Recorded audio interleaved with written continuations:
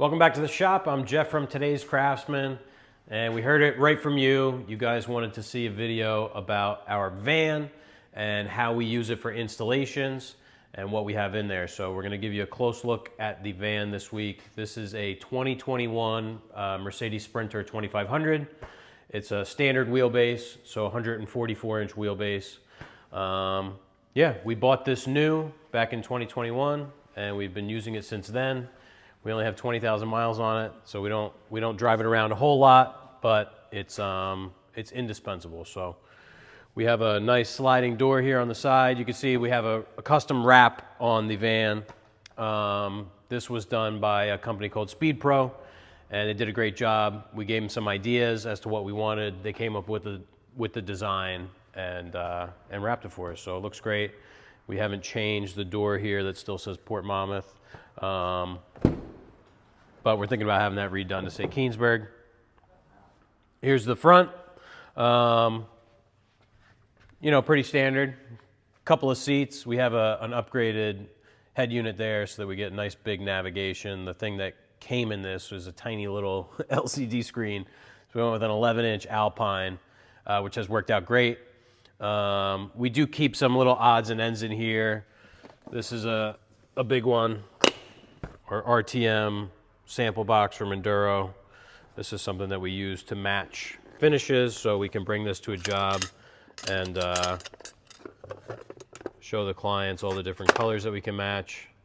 This is a lifesaver because if you've ever, tried to match finishes on a job, it could take a lot of time. So this is a nice way to just say, okay, here's what you're getting. We keep some stuff in here under the seat, tire inflator, tire patch kit, and we have a bottle jack in here as well. Always easier than using the jack that comes with the van. So also a little boost pack. So we learned our lesson the hard way once without having one of these and trying to get a jump in the city. So these are nice to have, little jumper box. All right, let's get to the meat and potatoes here in the back.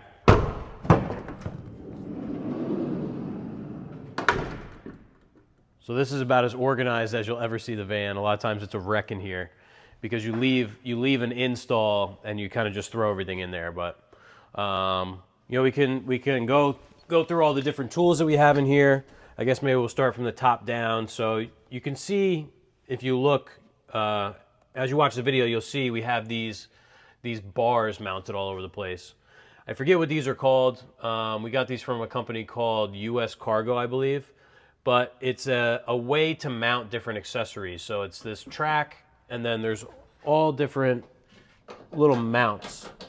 So we have these all over the place. These go, into the hole. So we have rings, but this is just this is one that accepts a bolt. So we bolted this to the ceiling, and we can hang our ladders. So we keep an 8-foot and a 5-foot step ladder. These are from Little Giant, the Mighty Light. Really nice. It's a podium style ladder, so it has a platform that you can stand on, which helps with fatigue. You can get really tired standing on a regular ladder all day, so it's nice to have a platform to stand on. So we have those two ladders up here, and we always keep a couple clamps up here as well. It's a good spot to keep some clamps. So we have auto adjust clamps here and some regular squeeze clamps. On the back wall, you'll notice two Boris Centipede folding tables. So again, I use those same mounts with the bolt hole to mount this piece of wood to the wall. And it's a good way to store our two folding tables. So get this off, I'll show you.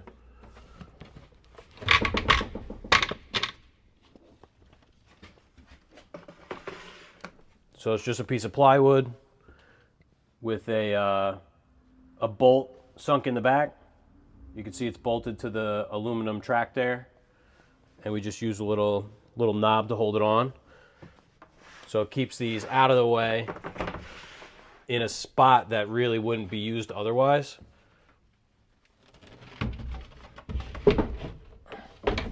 Tables are heavy. And you see they mount pretty quick. So 2 of the folding tables, and we have 2 of the bases for those. So 1, 2. These are the 2 foot by 4 foot.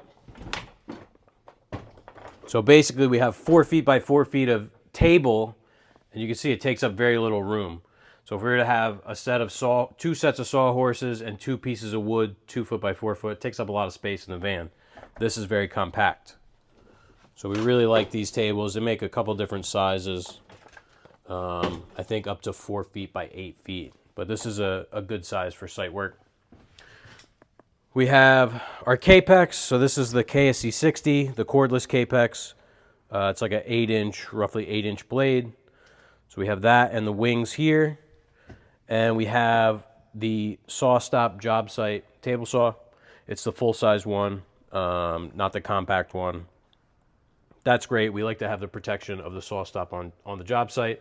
You tend to make sort of sketchier cuts on site than you would in the shop. So it's good to know that you have that protection. You have to do some weird stuff on site sometimes, because if you break out the table saw as a cabinet installer, a lot of times it means something's kind of up. So we like to have that. And it's a great saw aside from that. So now we've added, over the last couple weeks, this stack of Tough Built Stack Tech. So we showed you these a couple weeks ago. We have some stuff in the top here. We have lamello connectors. We have biscuits. We have some extra hinge plates. It's a good spot for like backup pocket screws. You know, this is the kind of thing that you could run out of if you're doing assembly on site. You could run out of these if you're attaching face frames or something like that. You know, you have your regular screw box, but it's good to have backups. So we have all those backup fasteners here. This is sort of like a little catch-all bin. So we have our soft wax kit. We have a caulk gun in there, oscillating multi-tool, some tape, stuff that you want to be able to get to quickly without digging around too much. Inside of here, this is one of the boxes that has a lid.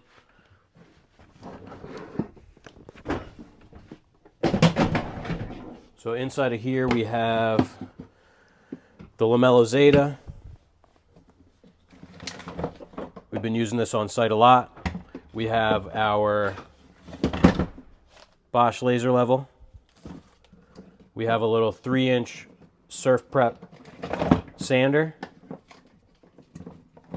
Cords are all tangled now. Little 3-inch surf prep sander. We use this for scribing. And our laser mount.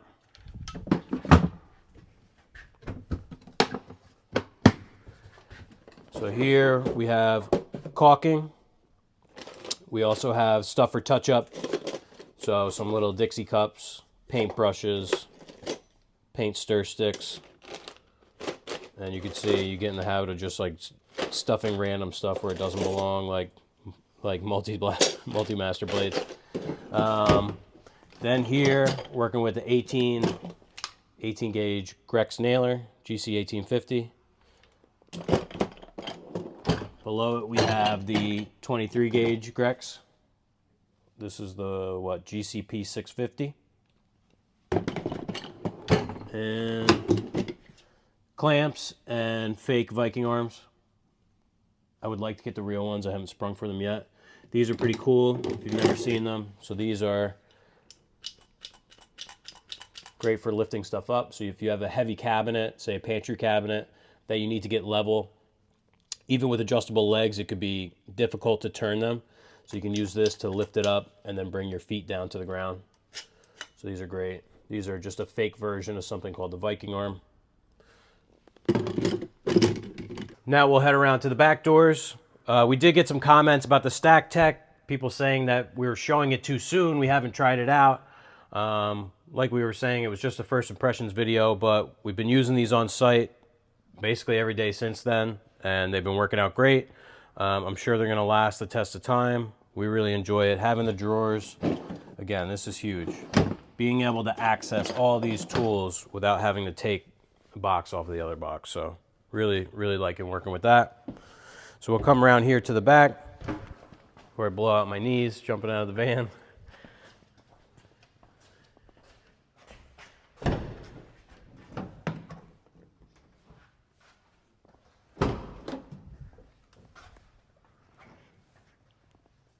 So here from the back, this is where we're, typically loading up all of our cabinets.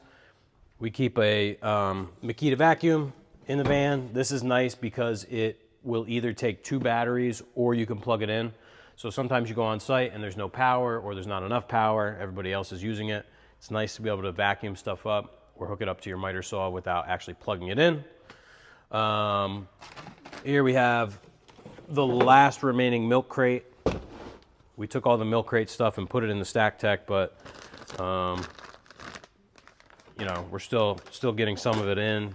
Have our nice Makita double charger, some lighting stuff that we were working on, Montana brand tools, drill bits, and this is where we keep all of our ratchet straps. Actually, this is a cool tool. Where's its pair? These are our stair gauges, but we use these for floating shelves. So you cut a stick and you put it in here, and you can get it to fit inside of the wall, pull it out, and use it as a template. So these are really handy. This is just something that you find online, super cheap. Keep a broom, obviously, and our floor wand for the vacuum. You always want to clean up really well on site. We keep a cheap set of Forstner bits in the van. I have to say, I'm pretty disappointed in these. They last about one cut, and they're dull. We have a very important tool here, and that is knee pads. So we have these, which are more like bleacher pads. This is the one that I use. Nice, like 2.5, 3 inch thick piece of foam. We got this from Jim Jamal, upholstery guy that we work with, and this saves your knees when you're working on site. Even with this, my knees hurt the day after an install, so you have to protect your knees. We keep several different sizes of Stabilo levels in the van. So we have, this is a 32, we have the 70, is a 79, 78 inch there, and a 24 inch down there. We typically use just the laser, but this is nice sometimes on small cabinets, especially checking front to back, or just for like planing things out. So you can slide this across your counter or your tops of your cabinets, make sure everything's in plane. We have here the Makita, there goes the lid, the Makita 36 volt track saw. So it takes the two 18 volt batteries. This, like the Lamello, sort of bounces back and forth between being in the shop and being in the van. Even when we don't plan on needing this, we bring it on site because super handy to have a track saw for certain situations. Looks like we need to put this in a Stack Tech box. Hole saws. So this has, let's see, 2, 4, 6, 8, 10 different sizes. I also have a box outside of the van that we bring sometimes that has like another 10 or 12 different sizes, odd sizes that I've purchased over the years. This is just sort of a standard set from 2.5 to 3/4 is what I'm guessing. So these have been pretty good. Diablo. They have like a quick disconnect, which is good. So this goes on here. So after you drill and you have that plug in there, you can pull this out and knock the plug out. You waste a lot of time on site sometimes trying to get that piece of wood out of the hole saw. So these have been good. They've stayed pretty sharp.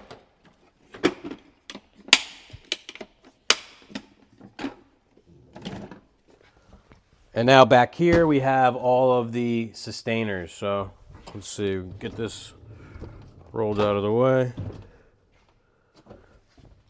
And we have, this is our hand tool case. Let's see, gotta loosen this. So you see we're using that bar with these rings to keep these boxes from flying away. So this is a wreck. I'm gonna warn you before I open it. This is this is where we're keeping a lot of the hand tools. So stud finder. I was talking last week about the upgrade. So this is the one that we used to use. This is essentially the same one with the live wire detection from Franklin Sensors. Have, you know, stuff like linesman pliers, coping saw, little torpedo level, flat bar.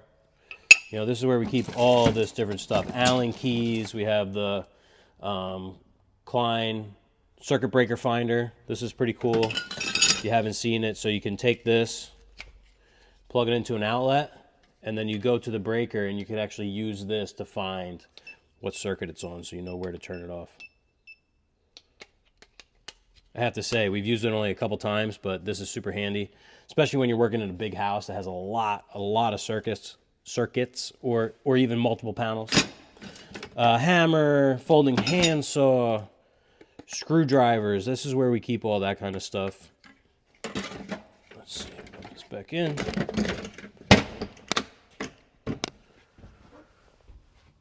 This is a little cleaning kit, which we have to restock, but we keep, you know, some microfiber towels and cabinet cleaner in there, but relatively empty at this point. So we have 2 drill boxes, both set up essentially the same. So we're using the 18-bolt subcompact from Makita. These are great. I like having a drill that can stand up on site. We use the Bosch 12-volt in the shop, which we lay on their side, but these are nice that they stand up. So 1 drill, 1 impact in each. Set of Montana brand tools, drill bits. These are I think they're titanium coated. These are really nice. You always want to have all these different sizes because you don't know what you're going to run into. You might be putting in, you know, an appliance and it calls for a specific size hole for your panels or something along those lines. We keep all of our normal, you know, drivers and stuff in here. A long number 2, a long T20, a long Phillips, long T25. This would be like our typical T20. Countersink. And then, you know, short Phillips. We have a bunch of self-centering bits. This is good, 5mm bit. You can make jigs to drill for shelf pin holes if you need to add a shelf, or for mounting hinges, mounting drawer slides. Have the Montana brand double-sided. So we have 2 boxes that are set up just like this. And we also have our screw box.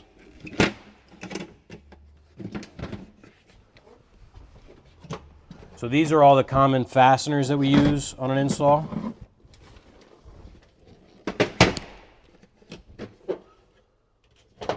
So we have, you know, 1.5" pocket screws, 1.25" pocket screws, shelf pins in the L shape, and also just a standard, what they would call like a paddle shape. Keep a couple of these fast cap Euro stops. So these are adjustable door stops. So you see the hole is, you know, it's eccentric with the offset hole. So you can screw this in, you can turn it to change the projection of the door. We have snap off in Imperial and metric for hardware. Typically it comes with these, but you always want to have a couple extras. Our 5mm Euro screws for attaching hinges and drawer slides. L brackets, you always find a use for these. You might need to attach a panel or add some blocking in a hard to reach spot, so these are good to have. Then we have screws from 5/8, 3/4, 1 inch, 1 1/4, 1 1/2, 1 5/8, 2 inch, 2 1/2, 3 inch. Keep some self tappers. We keep some washer head. These are what we like to install the cabinets with. So this is a 2.5 by 10 with a T25 drive. You know, it's nice to have the washer head. Sometimes you overdrive these and it looks really sloppy, so it's nice to have these, and you know, the washer head will hold the cabinet better. Keep some of these. These are called bulldogs. So this is like a screw that can go right into sheetrock and hold a decent amount of weight. So this is good for adding blocking with some PL glue. You know, it makes pretty strong blocking. And then we just keep, like, you know, some washers, lock washers, some door bumpers, a lot more snap-off screws. We have some trim head screws. This is just sort of a mix. So this is the main screw box. Now we're getting into the power tools. I guess I'll show my belt. Some of the stuff is falling out. This is a Diamondback, and there we go. So I just wear one side on site. I don't need a lot of stuff. So in here I keep my holder mallet, a couple pencils. I have a 0.9 millimeter and a 0.5 millimeter. So I use the 0.9 for most stuff, and then the 0.5 if I really need a fine line. Sharpie, same little Olfa knife that I always use. Right here I typically have a rag, and this will usually be a little bit moist. Little 6-inch combo square, flat bar. Right here I usually have a posi drive number 2, which is probably in that box. And I keep a little 7/8 by 7/8 inch block. So we set all of our panels 7/8 inch past the cabinet box, so they line up flush with our doors. So this is a nice, easy way. Rather than using the combo square, which could scratch the cabinets, I just have a pine block, 7/8 by 7/8. So that's my tool belt. Pretty simple. And you know, if I'm using a specific tool, I'll add that in for the day. So now we're getting into the power tools. So in the Stack Tech, we had the right angle drill and the oscillating multi-tool. In here, have 23 gauge Makita. So this has sort of been replaced by that Grex. Haven't used this since the Grex made it into the van. We have jigsaw. Can do an install without a jigsaw typically. Grinder. So this could either be set up with a sanding head or a cutoff wheel. If we need to cut metal, we need to be able to do it on site. But we also use it for scribing with a flap wheel. Then we have the power planer. So this is my preferred way to scribe. And just by changing the angle of attack, you can change the depth of cut. I think that would probably make a good video, how to scribe with a power planer. This is the way that I like to do it. I get right up to the line. I don't even use a belt sander or anything like that. Then we just have, like, you know, our jigsaw blades and stuff in here. And the last box, there's not much down there. So these are the Sustainer XL, which is like a double wide Sustainer.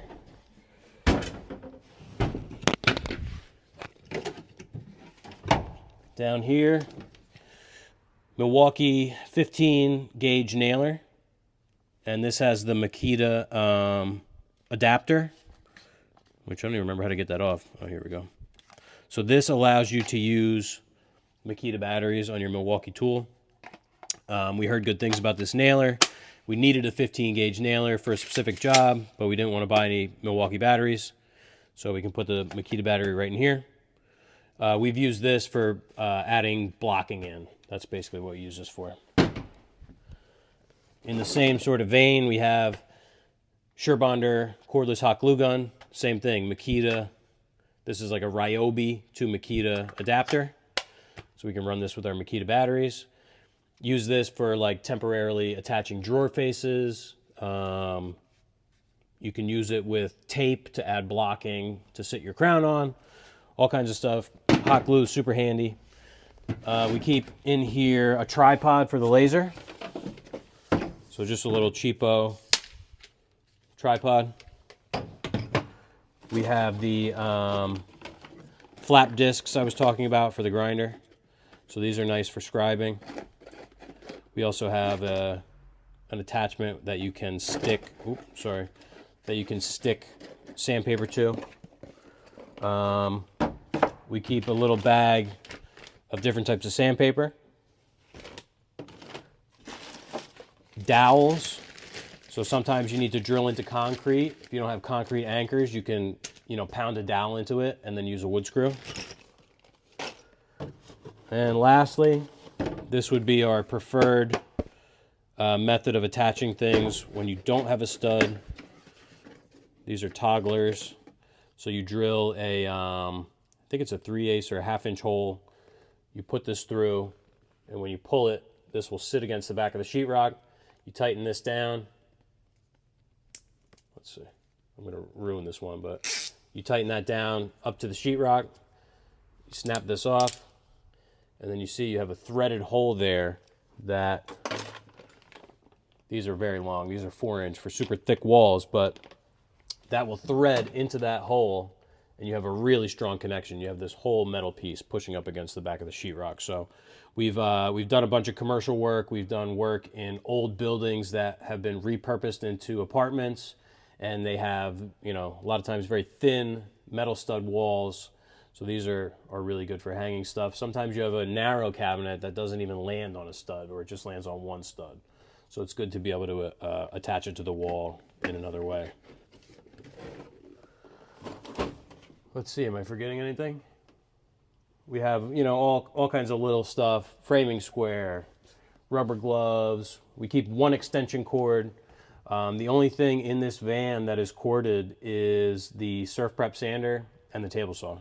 So we're totally cordless. Yeah, I think that's everything. So we'd like to maybe see your install setup if you have one. And I don't know, do you think there's anything in here that we're missing?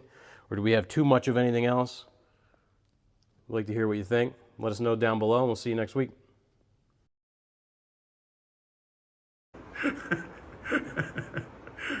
There you go. Now, that's cool.